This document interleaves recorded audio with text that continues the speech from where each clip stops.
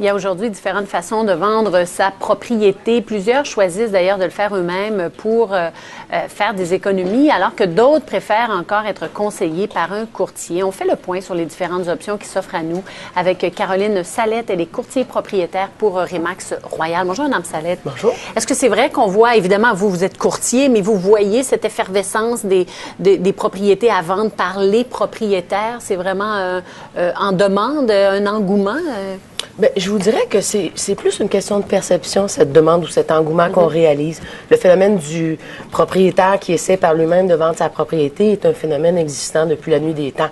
Par contre, aujourd'hui, on le voit peut-être plus car ils se sont organisés, donc ils se sont regroupés sur un endroit. Oui, et c'est ce qui nous donne la perception qu'il y en a plus. Mais c'est pas vraiment le cas. Il n'y en a pas vraiment plus. Mais évidemment, le contexte actuel du marché, on a l'impression que ce sont des bonnes années. Les dernières années ont été très, très bonnes pour les propriétaires de maison. Est-ce qu'on a un sentiment que c'est plus facile maintenant de vendre soi-même? Est-ce que c'est un sentiment erroné? Bien, je vous dirais que c'est une perception qui est effectivement erronée. Les gens ont l'impression que de vendre leur maison par eux-mêmes est quelque chose de facile et quelque chose qui va bien se passer. Il faut comprendre que le rôle du courtier immobilier a changé à travers les années aussi, puis à travers le marché. Le rôle du courtier à l'époque était de dire, mais moi je mettais ma maison à vendre avec un courtier immobilier parce que je voulais qu'il trouve mon acheteur, je voulais avoir une visibilité, je voulais avoir un certain réseautage. Puis aujourd'hui, avec l'Internet, on a l'impression qu'on n'a comme plus besoin de ça, puisqu'on l'a grâce au web, la visibilité, et qu'on est réussi par nous-mêmes à trouver l'acheteur. Mais c'est là d'où toute l'importance, à savoir que les transactions immobilières se compliquent de plus en plus.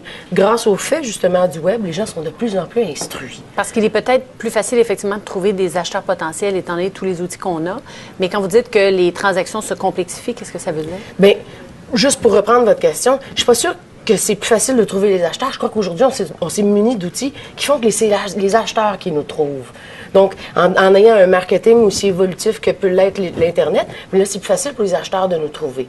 Tandis que, une fois qu'on a trouvé cet acheteur-là, ou plutôt que l'acheteur nous a trouvé, les transactions deviennent de plus en plus compliquées car la loi aussi a beaucoup renforcé les rôles, les obligations des courtiers, a permis aux gens qui se sont instruits de penser que parce qu'ils ont une connaissance, ils ont une compétence. Et c'est pas le cas. Alors, et quels sont les risques qui j'imagine, qui sont accrus lorsqu'on vend sa propriété soi-même? Bien, il faut penser à plusieurs aspects, comme par exemple un courtier